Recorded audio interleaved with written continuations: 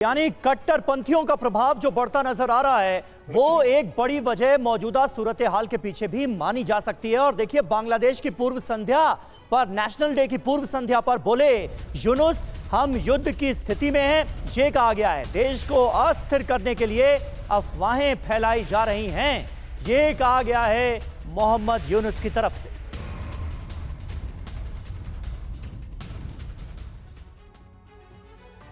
और तख्ता पलट की खबरों पर क्या बोले मोहम्मद यूनुस, ये भी देख लीजिए। हमें याद रखना चाहिए हम युद्ध की स्थिति में हैं।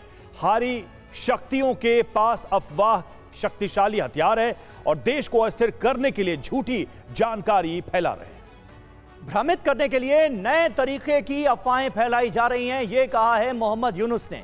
चुनाव नजदीक आएगा तो इस तरह की घटनाएं बढ़ेंगी। आप सभी जानते हैं कि इसके पीछे कौन है और क्यों है। अफवाहों के खिलाफ मैंने संयुक्त राष्ट्र से मदद मांगी है। आपको अफवाहों के बीच सोर्स का पता लगाना चाहिए। कई सैन्य विशेषज्ञ अफवाहों के पीछे लगातार काम कर रहे हैं। वो जुलाई विद्रोह को हराना चाहते हैं जिसमें काफी पैसा लगा, ये सीधे तौर पर कहा गया है। एम्बेसडर त्रिपाठी, मोहम्मद यूनुस जो कह रहे हैं उसमें कितनी सच्चाई नजर आ रही है? क्योंकि बांग्लादेश के हालात और वहां से आ रही तस्वीरें, वीडियोस, खबरें इसकी तस्दीक करती हुई तो नजर नहीं आती हैं।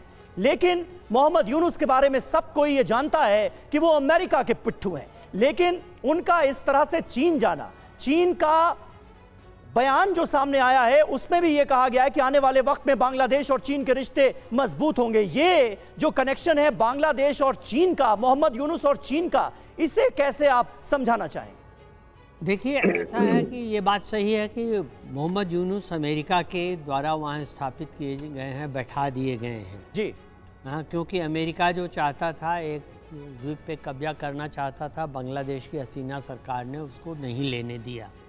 तो एक ये तो रीज़न था ही।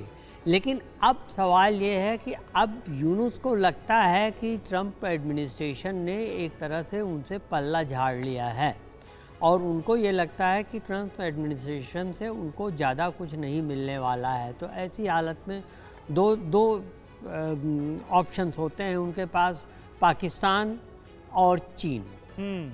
अब रही पाकिस्तान की बात, तो मैं तो यही कहूँगा, एक कहावत है, जहाँ जहाँ चरण पड़े तहाँ बंटा धार।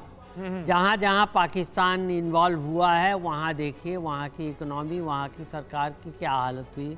बांग्लादेश और अब तुर्की भी जो पाकिस्तान का बहुत नज़दीकी दोस्त है, तो पाकिस्तान से कुछ खास उनको मिलना नहीं वाला है। वही है कि एक कंगला किसको क्या देगा। तो आप कह रहे हैं कि चीन के पास वो जा रहे हैं। यही इसी बात को तो इरशाद साहब के सामने रखा कि जो रोग पाकिस्तान में था वो बांग्लादेश तक फैलाया जा रहा, और क्या उसको उसी रास्ते पर ले जाया जा रहा है। इरशाद साहब के पास वापस लौटूंगा और इस सवाल का हम जवाब लेंगे।